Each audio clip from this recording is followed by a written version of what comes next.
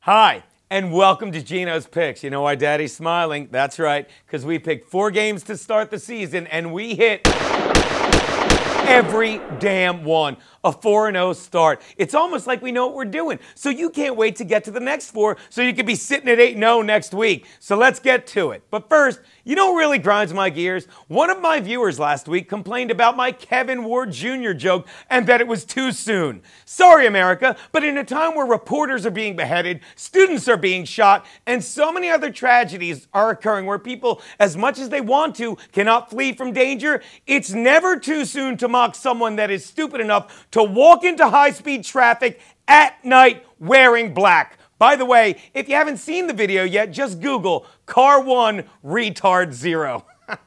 Now, I'm sorry. I will apologize to the mentally handicapped for that joke, because if you Google Car 1 Mentally Handicapped 0, you know what comes up? Nothing, because retards don't walk into traffic. And now, Geno's Picks. My first pick, the Rams are getting 4 from the Buccaneers in Tampa Bay. Yes, the Rams are down to what very well may be a third-string quarterback in Austin Davis this week. But the Bucs starter is career backup Josh McCown, who I told you couldn't handle being a starter in my NFC preview, which explains why he lost this past week to the Panthers and absolute disaster / fellow career backup Derek Anderson in Tampa Bay. And you think he can cover by 4 against the Rams defense, who, despite what my buddy Fez of Ron and Fez said on radio last week, should not have made the Rams team. It's got nothing to do with his sexuality. It's just the Rams defense is so good and so deep that there was no room for him on the squad. So I'm sorry, Fez, but if you want to see a gay guy playing football this week, you're going to have to settle for reruns of Glee. The Rams defense is too good. I'm taking the Rams and the 4 they're getting.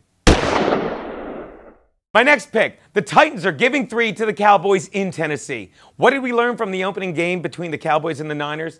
Absolutely nothing, actually, because the Cowboys' offense turned the ball over so many times. At one point, the Niners were up 21-3 and had touched the ball 4 times on offense, that we have no idea how well San Francisco's offense can move the ball. And the Niners had such an early lead that there was no need to expose how bad Dallas's defense is capable of being. But don't worry, we'll get to see plenty of that this week, because while a lot has changed since the Cowboys played in Irving and the Titans played in Houston as the Texans, the biggest difference is that now it's the Cowboys who are coached by a big, stupid bum.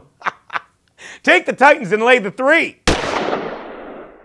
My next pick, the Raiders are getting 3 from the Texans in Oakland. What can you say about the performance of J.J. Watt in the Texans' 17-6 victory over the Skins in Houston this Sunday? Other than the $100 million man earned every penny of his $100 million contract. Do the math, people. That's 10 billion pennies. Did they even make that one?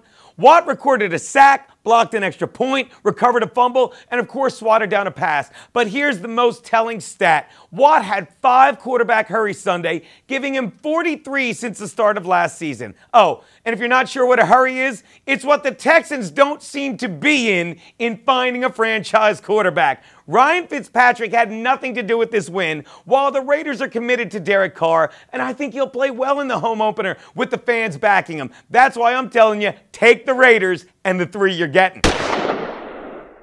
Which brings me to my Double Your Money Monday night bet, and at this point, you should have a lot to double, people. The Eagles are getting 3 from the Colts in Indy. Yeah, I was at that game against Jacksonville, and I know the Eagles sputtered through the first half, as Nick Foles was seen holding on to balls longer than Michael Sam ever has. You get it? One's a quarterback, and the other one is a gay. Whoa! Oh, I'm sorry, Joe. Do you know someone who has that? At any rate, while neither of these defenses wow me, I think both quarterbacks and receivers are evenly matched. But the duo of McCoy and Sproles are far better than Trent Richardson and Ahmad Bradshaw, who, by the way, if you haven't noticed, Trent Richardson has put on far too much muscle since his junior year at Bama, which is why he's no longer a good ball carrier. And that is why the only thing that I see being more painful than Trent Richardson's second full season is Terrence Trent D'Arby's second full album.